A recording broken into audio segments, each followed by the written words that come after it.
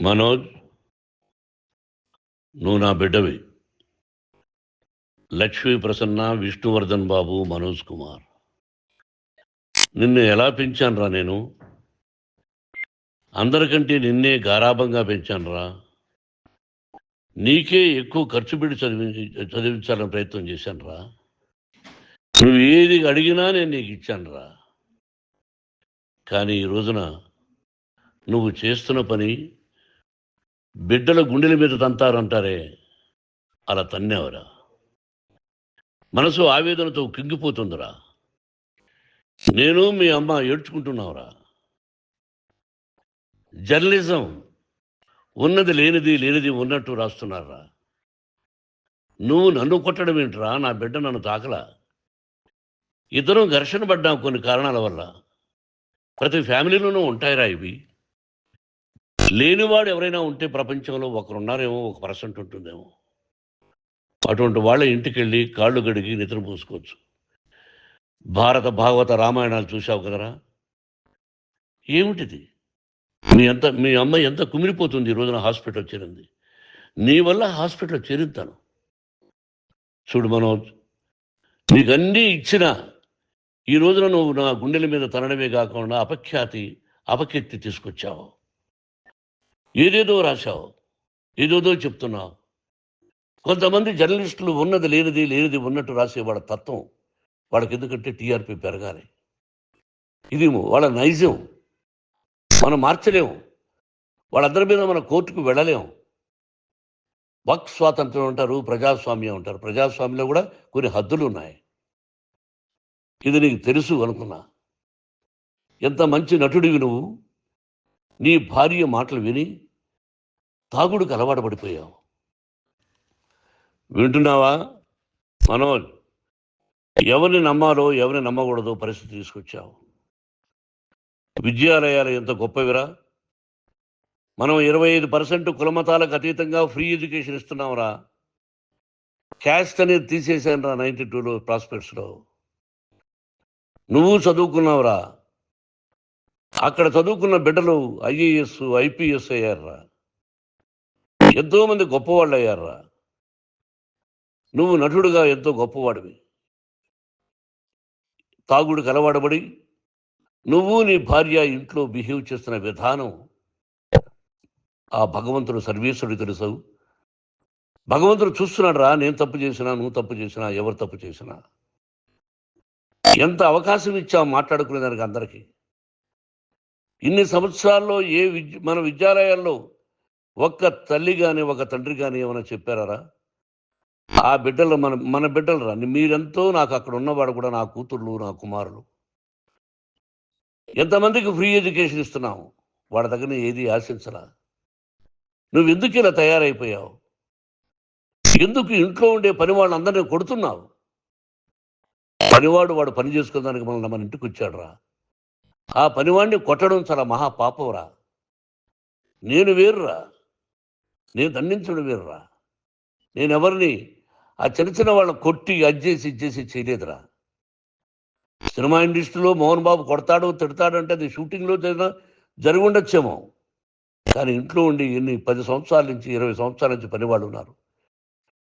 నేను ఇంట్లో లేని సమయంలో వాళ్ళందరినీ కొట్టి వాళ్ళ ఫోన్ లాక్కొని ఒకడైతే చచ్చిపోవాలి. వాడు పోలీస్ కంప్లైంట్ ఇచ్చి ఉండొచ్చు. నేను వద్దు అని వాడిని బతిమాలాడు. పోలీస్ కంప్లైంట్ కూడా ఇవ్వలా. ఇంకైనా నువ్వు నీ భార్య మారి బయట ఉండండి రా అన్నాను నేను. లేదు డాడీ, తప్పు చేయలేని ఒకసారి వచ్చావు, మళ్ళీ తప్పు చేశావు, మళ్ళీ వెళ్ళావు, మళ్ళీ ఈసారి తప్పు చేయనన్నావు. ఏమండి వీడు తప్పు చేయడం అని మీ అమ్మ చెప్పింది. ఇంట్లో పెట్టుకున్నా. మళ్ళీ నువ్వు చేస్తున్నది, ప్రతిరోజు నువ్వు తాగుతున్న విధానం నీకే తెలుసు. ఇది ప్రజలు నమ్ముతారా లేదా అనవసరం నాకు. నేను నీకు చెప్తున్నా, ఇంతటితో ఫుల్ స్టాప్ పెట్టాలి. 3 రోజుల నుంచి రకరకాలుగా రాస్తున్నప్పుడు నా మనసు ఆవేదనతో ఉంది. మళ్ళీ చెప్తున్నా, Mohan Babu university is greater than temples. Greater than temples. బిడ్డలను కాలేజీలో చేర్చుకునే ముందు చెప్తారు, అందుయా ఎంత ఉంది యూనివర్సిటీ రూల్స్, ఇది మా పద్ధతి, మీకు ఇష్టమైతే చేర్చండి. గవర్నమెంట్ బిడ్డలను గవర్నమెంట్ ఏమిస్తుందో ఇంత పర్సంటేజీ వాళ్ళకు కూడా మీ దగ్గర ఎందుకు డబ్బు తీసుకుంటున్నాం అంటే దానికి అర్థం పరమార్థం చెప్పాము. దొంగతనంగా తీసుకోలేదు, ప్రతి దానికి చెక్కులు ఉన్నాయి, అది అకౌంట్ ఉంది. దానిలో తప్పులు జరిగితే డిపార్ట్మెంట్ ఉంది. కాలేజీలో ఏదైనా తప్పు జరిగితే గవర్నమెంట్ ఉంది.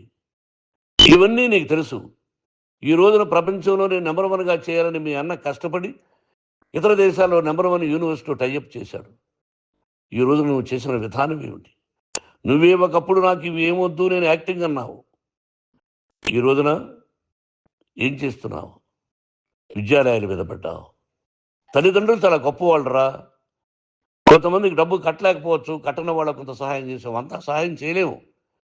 బ్యాంకుల్లో డబ్బు కట్టాలి, లెక్చరర్స్కి డబ్బులు ఇవ్వాలి, యూనివర్సిటీ బ్రహ్మాండంగా నడపాలంటే మంచి లెక్చరర్స్ కావాలి. ఇవన్నీ తెలిసి చేస్తున్నావురా 32, 33 సంవత్సరాల నుంచి. అది పక్కన పెడితే అందరినీ కొట్టడానికి వస్తావు. మీ అన్నం తిడతావు. ఒక వ్యక్తి వినయ్ గారని ఆయన వ్యక్తి హెల్ప్ చేయడానికి వస్తే ఆ వినయ్ ఎవరు లజ్జాగుడికి చంపేస్తాను వాడు అన్నావు. ఇవన్నీ ఎంత తప్పురా?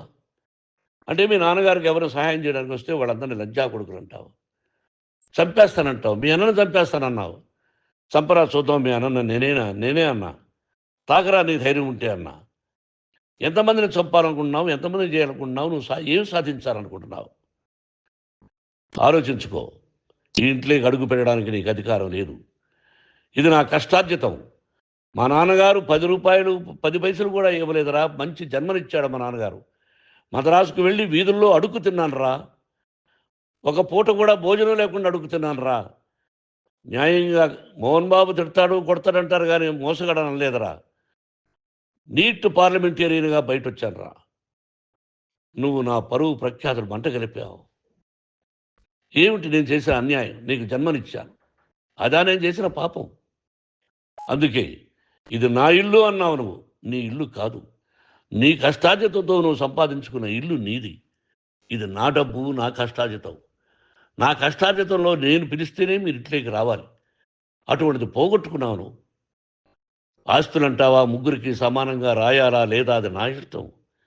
ఆస్తులు ఇస్తానా, లేకపోతే గంగపాలు చేస్తానా, లేకపోతే ఎవరికైనా దానధర్మాలు చేస్తానా, అది నాకు సంబంధించిందిరా.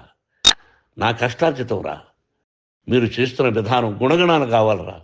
మందు తాగచ్చురా. ఎంత తాగాలి? నేను కూడా 1 or 2 పెగ్స్ తీసుకుంటా. ఇది తప్పు కాదు, జనానికి తెలియాలి. నా డబ్బు ఇది. తాగి ఎవరిని కొట్లా, తాగి నేను తింటున్నా. అది ప్రజలకు అక్కర్లా. నేను తప్పు చేస్తేనే ప్రజలకు కావాలా. ఇవన్నీ ఉన్నాయిరా. ఇవన్నీ తెలుసుకో. జర్నలిస్ట్ సోదరులారా, మీకు నా గతాన్ని తెలుసు, నా భవిష్యత్తు, నేను ఎక్కడి నుంచి వచ్చాను కూడా మీకు తెలుసు. ఈ రోజున మీరు రాస్తున్న విధానం, నా బిడ్డ నన్ను కొట్టాడన్నారు. ఎంత తప్పు! ఈ రోజున నా బిడ్డ మీద కోపంతో అవును చెప్పచ్చు. కాదు, వాడు నా మీద చెయ్యెత్తలేదు. నేను ఘర్షణ పడ్డాం. ఘర్షణ వేరు, కొట్టుకోవడం వేరు. గాయాలతో హాస్పిటల్కి వచ్చి కుంటుకుంటుగా నడిచాడు.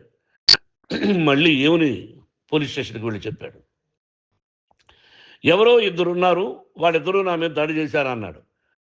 నా ఇంట్లో పనిచేస్తున్న వ్యక్తుల గురించి పోలీస్ స్టేషన్కి వెళ్ళి చెప్పవలసిన అవసరం అతనికి లేదు, హక్కు లేదు. పోలీస్ డిపార్ట్మెంట్ కూడా తెలుసుకోవాల్సిన విషయం. నా ఇంట్లో ఉండే వర్కర్స్ మీద నేను కంప్లైంట్ ఇవ్వాలి. నువ్వు పర్మిషన్ లేకుండా నా ఇంట్లోకి నువ్వు చొరబడి ఇల్లు నాదంటూ ఇంట్లో పనిచేస్తున్న వర్కర్స్ మీద కంప్లైంట్ ఇచ్చావు. అది ఎంతవరకు పోలీసు న్యాయమో రూల్సో చూద్దాం. పోలీస్ డిపార్ట్మెంట్ ఇంటికి వచ్చింది. వాళ్ళకి రాశాను ఉత్తరం, అయ్యా నేను సీనియర్ సిటిజన్ని, నాకు రక్షణ లేకుండా ఉంది, నా బిడ్డ వల్ల నా ఇంట్లో నుంచి నా బిడ్డను పంపించేసి ఇది నా ఇల్లని. వాళ్ళు నాకు సమాధానం ఇవ్వలేదు. ఇవ్వకపోగా ఎవరిని పట్టించుకోలేదు. ఇప్పుడు పోలీసు వాళ్ళు వచ్చి ఏమండి రూల్స్ ప్రకారం నా బిడ్డ ఇంట్లోకి రాకూడదంటే మాకు హయ్యర్ అథారిటీ వాళ్ళు ఫోన్ చేశారు, మీరు ఎవరిని స్టాప్ చేయొద్దండి, బయట నుంచి ఎవరైనా వస్తే వాళ్ళని స్టాప్ చేయండి అన్నారు. 2 రోజుల నుంచి 10 మంది 20 మంది వస్తున్నారు. వాళ్ళు అలా చూస్తూ నిలబడ్డారు. వాళ్ళు ఫోటోలు తీసుకున్నారు, వాళ్ళ మీద మళ్ళీ వదిలేస్తున్నారు. ఎవరిని నిందించాలి? But I give respect to the police department. వాళ్ళకి ఎవరు ఏ అధికారి ఫోన్ చేశాడో, ఆ అధికారికి ఏ పొలిటీషియన్ చేశాడో అది వాళ్ళకే వదిలేస్తున్నా. కాబట్టి వాళ్ళు పోలీస్ కంప్లైంట్ ఇచ్చినా కూడా మేము సంబంధం లేదని అంటున్నారు కాబట్టి నేను నా బిడ్డను నిన్ను నాపు చేస్తున్నా. నువ్వు ఇంట్లోకి వచ్చే అధికారం నీకు లేదు. నువ్వు వచ్చి నీ బిడ్డను తీసుకెళ్ళు. సంతోషం. నువ్వు రాలేదు, నీ బిడ్డను జాగ్రత్తగానే చూసుకుంటావు. Take care your daughter, that's all. మీ అమ్మ హాస్పిటల్లో అడ్మిట్ అయింది. రేపో ఎల్లుండో మీ అమ్మను పిలిపించి బాగైన తర్వాత ఇదిగో నువ్వు నీ కొడుకు బిడ్డను తీసుకెళ్ళి వాడికి అప్పచెప్పని చెప్తాను పోలీసు వాళ్ళ ఆధ్వర్యంలో. ఇది 100% జర్నలిస్టు సోదరులారా, పులి స్టాప్ పెట్టండి. మీకు కుటుంబాలు ఉన్నాయి, మీ యజమానులకు కుటుంబాలు ఉన్నాయి.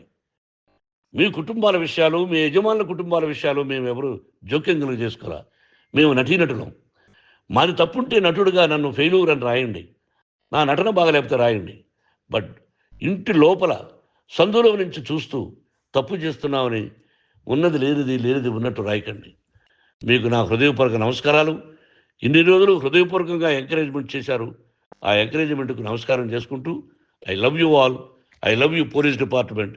మీరు న్యాయంగా ధర్మంగా నడుచుకోండి, ఎవరికి తొత్తుల్లాగా ఉండొద్దండి అని మనవి చేసుకుంటూ నేను సెలవు తీసుకుంటాను. Thank you very much for all the journalist. ఇక్కడ పులి స్టాప్ పెట్టండి. Thank you very much.